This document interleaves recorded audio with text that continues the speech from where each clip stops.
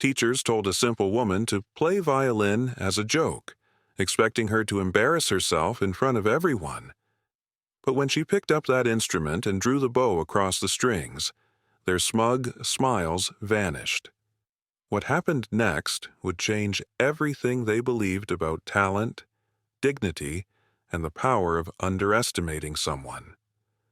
Margaret wiped down the mahogany music stands with careful precision, her weathered hands moving quietly through the prestigious Harmony Academy's concert hall. At 38, she'd been cleaning these halls for 7 years, invisible to most who walked these polished floors. The morning sun streamed through tall windows, casting golden rays across rows of empty seats where tomorrow's faculty recital would take place. Margaret hummed softly, a habit she'd developed during lonely cleaning shifts. Her voice, though untrained, carried a natural musicality that seemed to resonate with the room's perfect acoustics. "Still here, Margaret?" Professor Williams called out, adjusting his expensive tie as he entered. His tone carried that familiar condescension she'd grown accustomed to. Behind him followed Dr. Richardson and Professor Hayes, their faces wearing expressions of mild annoyance at having to acknowledge the help. "Just finishing up, sir," Margaret replied, her voice gentle but steady. She'd learned long ago that keeping her responses brief avoided unwanted attention. The professors gathered near the piano discussing tomorrow's performance. Margaret continued her work, but couldn't help overhearing their conversation about student auditions and musical standards. Words like breeding, proper upbringing, and natural refinement floated through the air like invisible barriers. Margaret's eyes drifted to the violin section where several instruments lay waiting for tomorrow's rehearsal. Something stirred within her, a longing she'd carried since childhood, but never dared voice. Growing up in a household where survival mattered more than dreams, music had been a luxury they couldn't afford. Professor Williams noticed her gaze. "Admiring the instruments, Margaret?" His question carried an undertone of amusement, as if the very idea was preposterous. "They're beautiful," she said simply, returning to her cleaning cloth. The professors exchanged glances, the kind of look that spoke volumes about assumptions and expectations.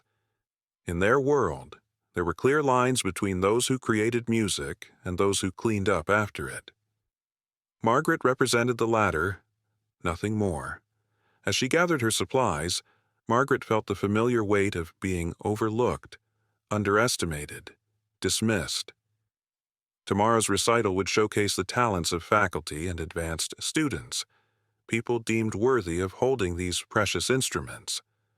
Little did anyone know that Margaret carried within her a secret that would soon shatter every assumption they'd made about worth, talent, and the extraordinary potential that can hide in the most ordinary places.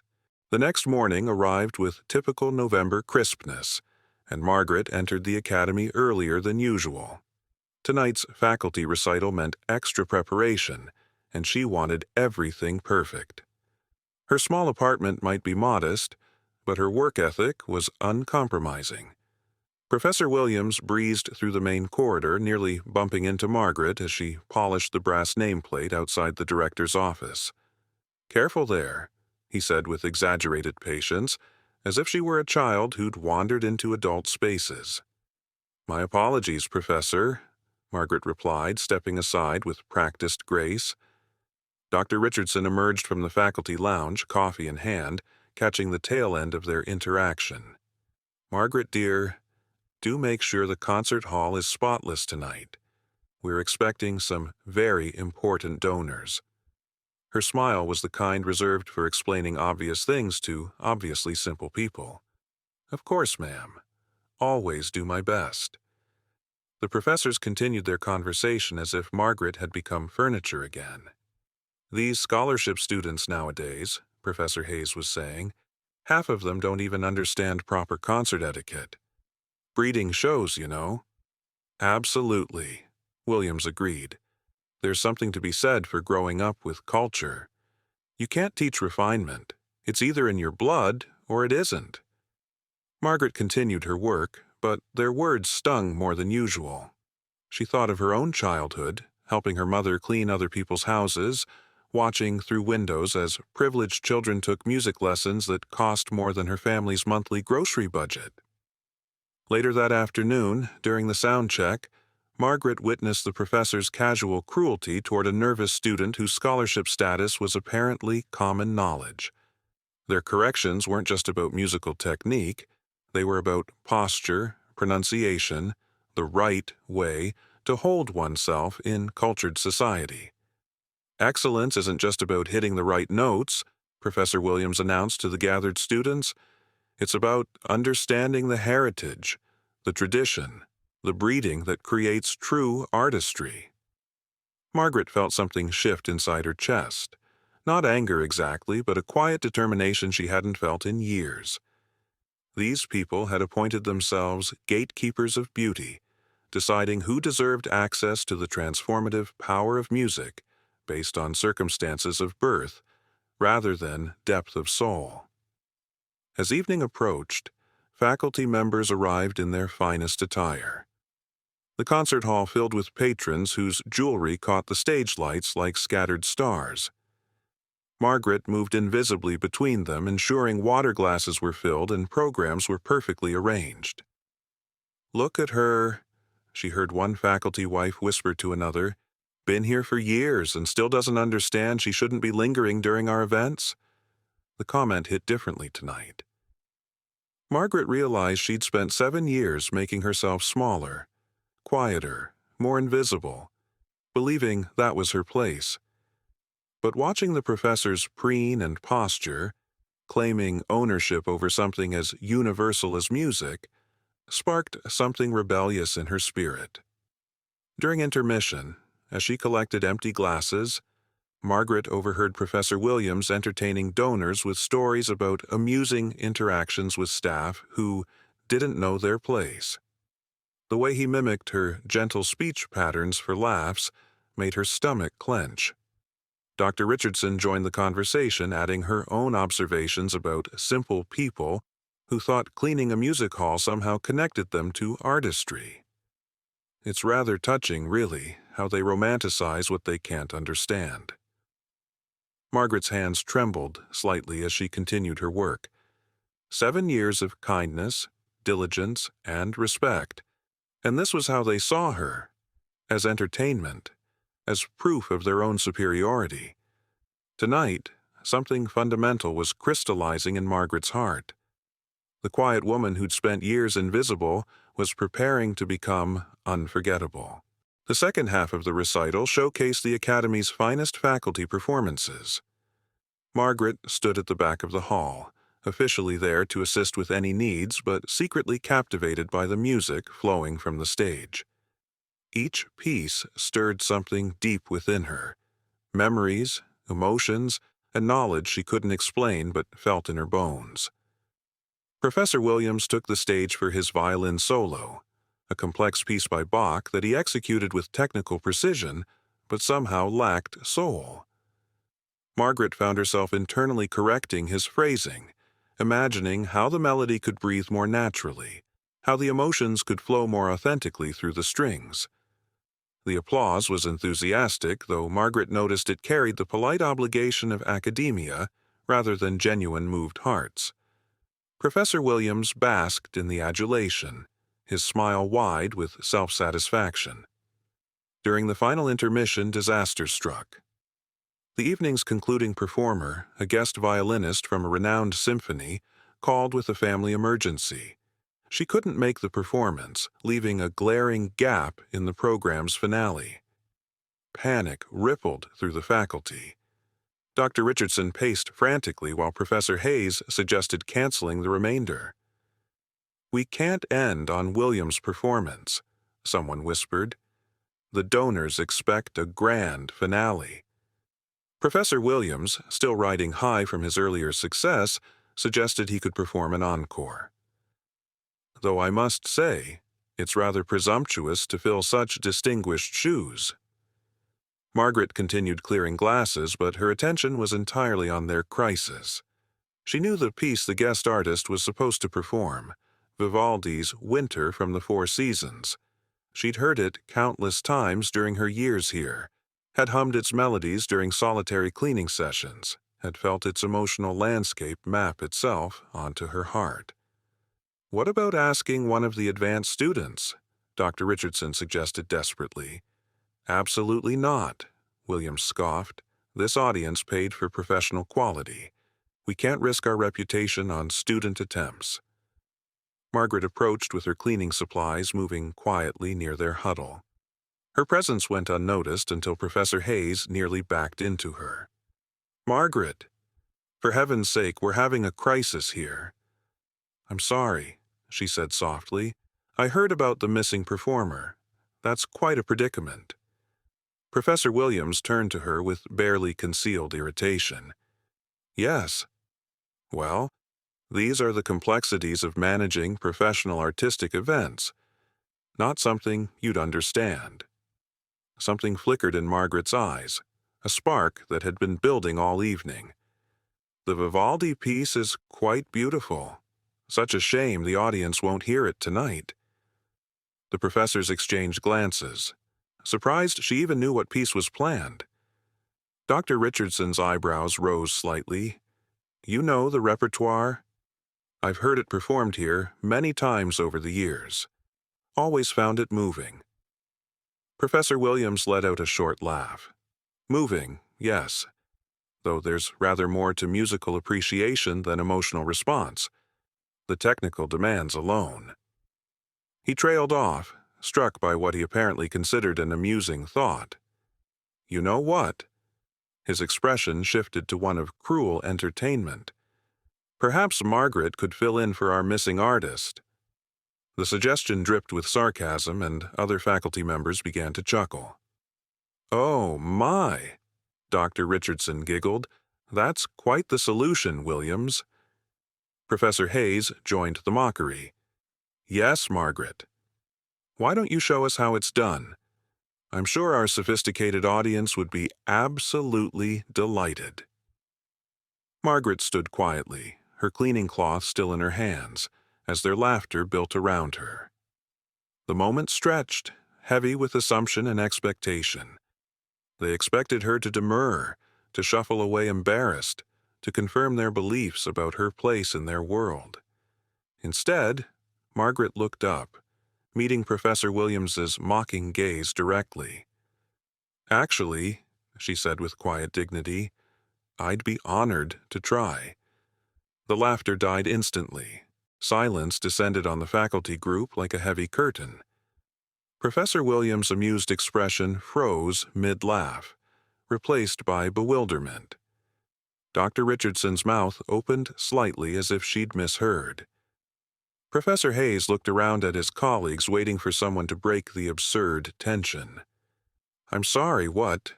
Williams finally managed, his voice carrying disbelief rather than amusement now.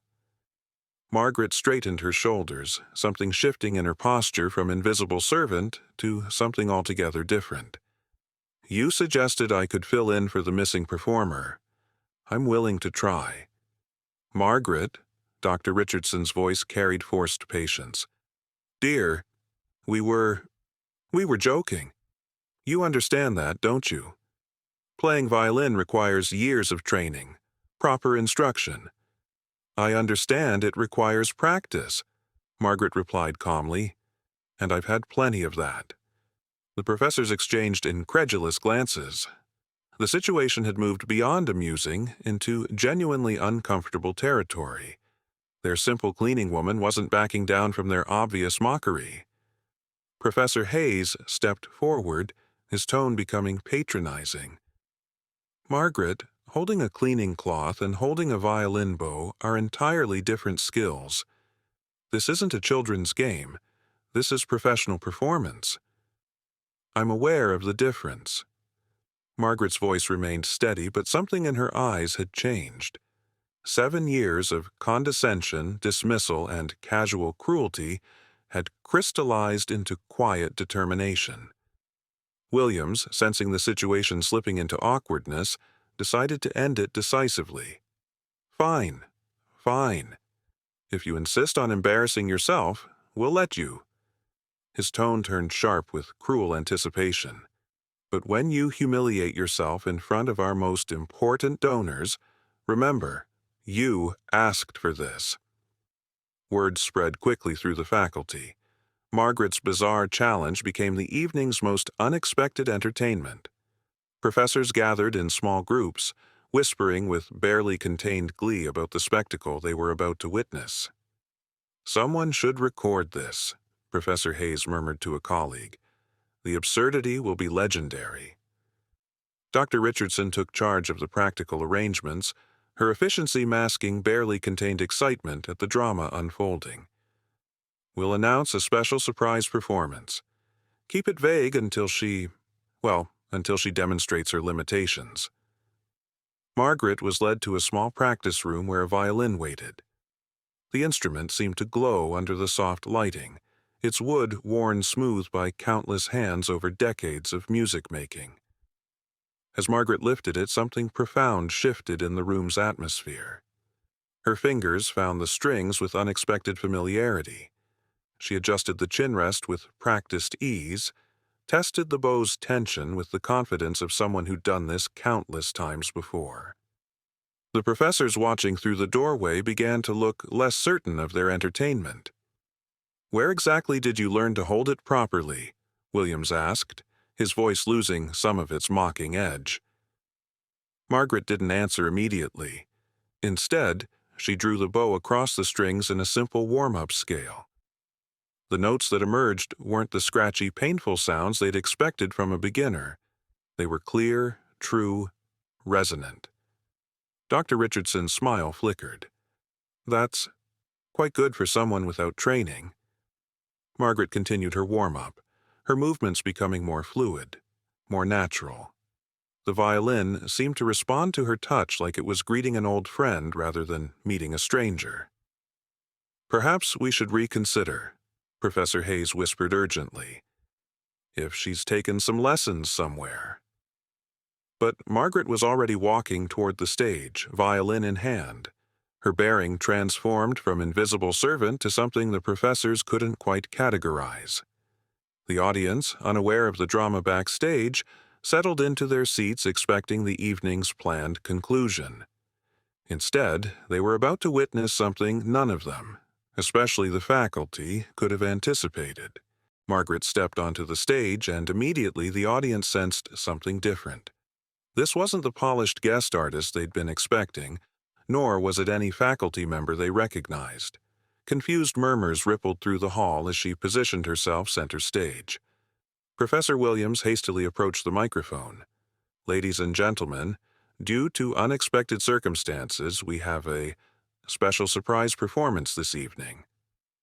His voice carried forced enthusiasm, masking deep uncertainty about what was about to unfold. Margaret stood quietly, violin poised, seemingly unaffected by the hundreds of eyes focused on her. In the wings, faculty members clustered together, some still anticipating spectacular failure, others beginning to worry about what they'd set in motion. She raised the violin to her shoulder, closed her eyes briefly, and drew the bow across the strings. The first notes of Vivaldi's Winter filled the hall, but something extraordinary happened. This wasn't merely technically correct playing. This was music breathing with life, emotion, and profound understanding. Margaret's interpretation carried depths that Professor Williams's earlier performance had lacked entirely. In the audience, conversation stopped mid-sentence. The quality of attention shifted from polite obligation to genuine captivation. These were people who attended dozens of performances yearly, who could distinguish between competent playing and true artistry. Dr. Richardson stood frozen in the wings, her face pale with growing realization. "This isn't possible," she whispered to Professor Hayes. "Where could she have learned to play like this?" Margaret's fingers danced across the strings with breathtaking agility during the piece's demanding passages. Her bow work demonstrated not just technical mastery, but deep musical intuition. She wasn't simply playing the notes, she was telling the story embedded within them, painting winter's fierce beauty with sound. The audience leaned forward unconsciously, drawn into her performance. Margaret's humble cleaning smock seemed irrelevant now. She commanded the stage with quiet authority that comes only from genuine musical understanding. Professor Williams watched in growing horror as his own earlier performance was being overshadowed by someone he'd dismissed as intellectually incapable of understanding real music. His face flushed red as scattered audience members began exchanging impressed glances. Margaret transitioned into the piece's most technically challenging section, rapid, intricate passages that required years of dedicated practice to execute properly. She navigated them flawlessly, her playing gaining intensity and emotional depth as the music built toward its climax. "She's magnificent," someone in the front row whispered audibly. Dr. Richardson felt sick.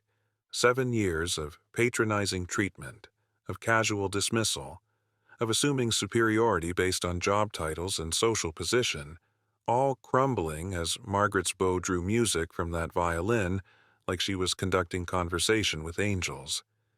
The piece's emotional core emerged through Margaret's interpretation with stunning clarity. Where Professor Williams had focused on technical perfection, Margaret revealed the music's soul. Her playing spoke of understanding winter's beauty and harshness, of finding warmth in coldness, of resilience in the face of adversity. Faculty members who'd spent the evening congratulating themselves on their cultural refinement now stood witnessing something that challenged every assumption they'd made about talent, worth, and the nature of musical gift.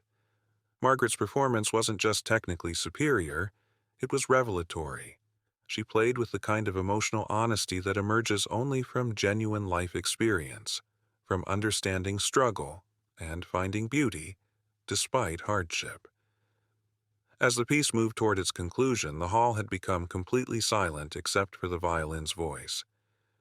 Margaret's face showed peaceful concentration, as if she'd finally found the space where she truly belonged.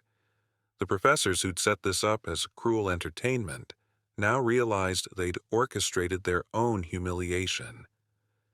Margaret wasn't just playing music, she was redefining everything they thought they knew about artistry, breeding, and the mysterious sources of human excellence. Margaret drew the final notes from her violin with exquisite tenderness, letting the last trembling tone fade into profound silence. For several heartbeats, the entire hall seemed suspended in time, as if the audience needed a moment to process what they'd witnessed. Then the applause began.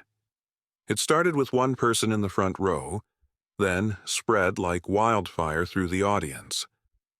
But this wasn't the polite, obligatory clapping that had followed earlier performances. This was thunderous, genuine appreciation, people rising to their feet, some wiping tears from their eyes, others shaking their heads in amazement. Margaret stood center stage, violin at her side, her humble work clothes somehow dignified in the spotlight's glow. She nodded graciously at the standing ovation, her expression serene but emotional. In the wings, the faculty stood in stunned silence. Professor Williams' face had gone ashen, his earlier smugness replaced by deep embarrassment. Dr. Richardson stared at Margaret as if seeing her for the first time, which in many ways she was. As Margaret walked off stage, Professor Hayes found his voice first. "Margaret, we had no idea you could play violin." Margaret's tone held no bitterness, only quiet dignity. "You never asked." The simplicity of her response hit harder than any accusation could have. 7 years of working alongside them, and they'd never once inquired about her interests, her background, her dreams, or her talents. Professor Williams approached, his usual arrogance completely absent. "Where did you learn to play like that?" Margaret paused, considering her answer. "My grandmother taught me when I was young. After she passed, I practiced whenever I could, borrowed instruments, played in empty churches, learned by listening." She looked directly at him. "Music doesn't require privilege, Professor. It requires passion." The audience continued applauding in the distance, calling for an encore that Margaret politely declined. She'd made her point beautifully. As she gathered her cleaning supplies, the professors watched in silence, finally understanding that they'd been working alongside extraordinary talent disguised as ordinary service, and they'd been too blinded by prejudice to see it. The following week brought profound changes to the academy. Margaret's performance had become the talk of the local music community, with several patrons inquiring about the remarkable violinist and expressing interest in future performances. The faculty's treatment of Margaret shifted dramatically, though she accepted their newfound respect with the same grace she'd shown their previous dismissal. Professor Williams personally apologized, admitting his assumptions had been wrong and hurtful. Dr. Richardson offered Margaret a teaching position, recognizing that musical talent could flourish in unexpected places and backgrounds. Margaret accepted, understanding that her experience could help other overlooked individuals find their voices. The Academy implemented new policies about respecting all staff members and evaluating people based on character rather than position. Margaret's courage to accept their mocking challenge had revealed more than her musical ability. It had exposed the ugliness of their prejudices. Sometimes the most profound lessons come from the people we least expect, teaching us that extraordinary gifts often hide behind ordinary appearances, waiting for just one moment of opportunity to shine. Margaret's story reminds us that talent doesn't discriminate based on job titles or social status. Every person you encounter carries hidden depths, dreams, and abilities that might surprise you. Have you ever underestimated someone based on appearances? Share in the comments where you're watching from, and tell us about a time when someone exceeded your expectations. Don't forget to subscribe for more inspiring stories that challenge our assumptions about human potential. Sometimes the most beautiful music comes from the most unexpected places. What hidden talents are waiting to be discovered in the people around you?